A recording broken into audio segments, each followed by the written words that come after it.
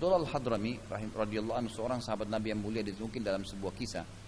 Beliau pernah diutus oleh Nabi SAW untuk berjihad, pergi ke negara Romawi, negeri Romawi. Waktu dia mau lewat pergi ke negeri Romawi, kebetulan dia 2 orang, ada 1 orang lagi, tapi saya lupa namanya sahabat yang satu. Dia pada saat mau tiba di negeri Romawi, itu harus lewatin sebuah lautan. Jadi memang dibuat sedemikian rupa, gitu kan? Jadi harus melewatin lautan kecil itu. Kalau kita katakan sungai lah, gitu kan? Lewatin sungai, tapi sungainya dalam. Tidak bisa dilewatin dengan kuda, harus pakai rakit. Tapi di ujung sungai sana, daratan sana sudah langsung tembok, benteng. Jadi nggak bisa menaik, orang susah. Waktu Abdullah Hadrami tiba di sana radhiyallahu anhu, beliau berdiri di dekat sungai tersebut. Semua pasukannya bingung, mau apain nih? Kita mau bagaimana caranya? Ribuan pasukan mau lewat ini, gimana caranya? Nggak mungkin. Apa dia bilang? Wahai lautan, kata Abdullah Hadrami dengan keyakinan, wahai lautan, kalian tahu kami adalah utusan Allah dan utusan Rasulnya Muhammad SAW untuk menyebarkan agama Allah di muka bumi. Maka mudahkanlah dirimu untuk kami. Lalu dia balik ke pasukannya, dia bilang, yakinlah kepada Allah, begitu saya takbir, jalan di atas air ini. Begitu dia takbir, pasukannya jalan, itu sedikit pun sampai sepatu kudanya nggak kena air itu, bisa lewat di atas air. Kisah seorang sahabat tuh. Sampai musuhnya itu bingung. Begitu melihat kuda jalan di atas air tanpa rakit, tanpa kapal, gimana? Apalagi kalau cuma tembok bisa dimanjatin. Lari semua, kalah. Ngalah peperangan. Ada 2 orang sahabat yang lain itu mau melewati hutan. Waktu mau lewati itu, jadi 2 pasukan Nabi utus kan. Yang satu tuh yang lewatin hutan, hutannya liar. Kata pasukannya ini kepada pimpinannya, saya lupa nama sahabat ini mulia, gitu kan, radhiyallahu anhu.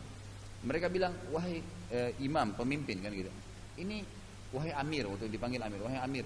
Ini sekarang kalau kita lewatin sini pasukan kita bisa banyak dimakan harimau, dimakan singa, ini liar. Terus dia datang ke dekat hutan itu, dia berteriak, wahai makhluknya Allah yang ada di hutan ini, kalian tahu kami adalah utusan Rasulullah SAW untuk menyebarkan agama Allah. Tunjukkanlah jalan buat kami. Dalam kisah ini dikatakan apa?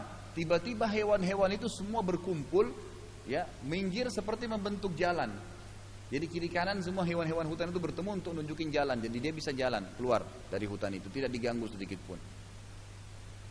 Kejadian yang lain juga, Umar bin Khattab radhiyallahu anhu beliau pernah ditulis surat oleh Amr bin As, sahabat Nabi yang mulia juga, gubernurnya di Mesir. Waktu itu kebetulan Sungai Nil, baru Islam masuk ke Mesir ya. Sungai Nil itu setiap tahun selalu dikasih korban, ya, tumbal perempuan, gadis. Begitu saja keyakinan orang Mesir dulu sebelum Islam gitu. Pokoknya setiap tahun harus ada anak gadis diambil, dicemplungin aja gitu. Mau mati mau selamat terserah, gitu kan. Tapi mereka lebih pastikan perempuan itu mati sebagai tumbal. Nah kalau mereka tidak lakukan itu, Sungai Nilnya airnya bisa jadi turun, jadi sedikit, bahkan bisa kering. Makanya keyakinan orang Mesir harus sebelum tiba waktunya taruh tumbal. Waktu Islam masuk, Amr bin As masuk, terjadi hal yang sama, air Sungai Nil surut. Orang-orang Mesir bilang, wahai Amr bin As, wahai Amir, waktu itu gubernur ya, ini karena kita nggak kasih tumbal. Amr bin As tulis surat sama Umar bin Khattab. Ini orang mukmin, dan lagi ceritanya. Bagaimana kebetulan? Apa yang Umar lakukan? Umar tulis surat. Dia bilang kepada Amr bin As, bacakan surat saya ini di atas Nil. Di atas Nil. Tulisannya apa? Dari hamba Allah Umar bin Khattab kepada Sungai Nil. Sungai Nil kita anggap air kan? Kepada Sungai Nil. Kalau seandainya kamu memang tidak mengalir karena tumbal tidak diberikan, maka kami tidak mau kau mengalir. Tapi kalau seandainya kau mengalir karena dengan izin Allah yang Maha Perkasa, maka mengalirlah. Dikatakan dalam kisah ini waktu dibaca, air Sungai Nil langsung jadi lancar.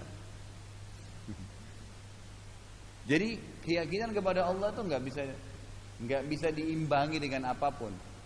Makanya orang kalau dikena sihir 13 tahun, 15 tahun, ruqyah saja bacain ayat suruh keluar kamu jin, lari dia. Dengan ayat, tapi harus yakin. Kalau ragu-ragu, bacaan saya kena nggak ya? Ya nggak mempan, jinnya ketawa nanti, gitu kan? Tapi kalau jinnya lihat orang ini serius, khusyuk dalam baca ayat, ketakutan dia, nangis-nangis dia ketakutan, terbakar, mati, ya begitu. Makanya ini keyakinan semua. Makanya para sahabat itu hidup mulia. Seorang sahabat yang lain juga pernah diutus waktu di zamannya ya, Umar bin Khattab untuk datang memerangi Persia, 12.000 pasukan. Saya juga lupa, mohon maaf namanya, tapi sahabat ini orang Badui. Waktu dia datang diutus untuk mendatangi Raja Persia. Raja Persia ini istananya bagus, mewah, karpetnya tebal. Sampai dikatakan karpetnya itu kalau diinjak bisa kakinya kita masuk sampai betis. Samping tebalnya gitu. Jadi luar biasa empuknya gitu kan. Setiap orang datang ke situ pasti tundukin kepala dari awal ke Raja Persia, gitu kan. Kemudian mereka membuka alas-alas kaki mereka, gitu kan, untuk ketemu dengan raja. Karpetnya mahal, tempatnya bagus. Waktu datang utusan ini, sahabat Badui ini, surbannya kain biasa, dia naik keledai, gitu kan. Pedangnya pedang tua. Waktu dia ketemu sama rajanya, dia datang sama keledainya, diinjak-injak karpetnya itu. Terus pedangnya dia, bukan pedang, tombak yang dia pegang itu ditusuk-tusukin ke karpet itu. Sampai ke depannya Raja Persia. Semua orang bingung lihat. Raja Persia pun bingung. Seakan-akan dia ingin tunjukkan apa? Ini dunia, nggak ada apa-apa depan kami. Berkata Raja Persia, siapa kalian ini? Bukankah kalian dulu tuh pengembala-pengembala kambing di padang pasir? Gitu. Kenapa kalian sekarang begini? Mau apa gitu? Jawabannya apa? Sambil dia di atas keledainya. Keledai kan binatang yang murah istilahnya pada saat itu kan. Dia kalau kita sekarang mungkin naik motor ronsokan, datang ketemu presiden nggak mau turun, motornya maju sampai ke depan kursinya presidennya gitu kan. Langsung dia bilang, kami telah datang untuk membawa perintah dari Nabi kami mengeluarkan manusia dari menyembah manusia kepada penyembahan terhadap atau kepada Tuhannya manusia. Jadi mengeluarkan manusia dari penyembahan manusia, karena waktu itu Raja Persia dianggap Tuhan, disembah sama orang Persia. Kami diperintahkan untuk mengeluarkan manusia, menyembah manusia kepada penyembahan kepada Tuhannya manusia. Sudah selesai. Kalau kalian mau beriman kepada Allah, kami tidak berperang. Kalian tidak mau, kami akan berperang. Langsung dia keluar dengan keledainya.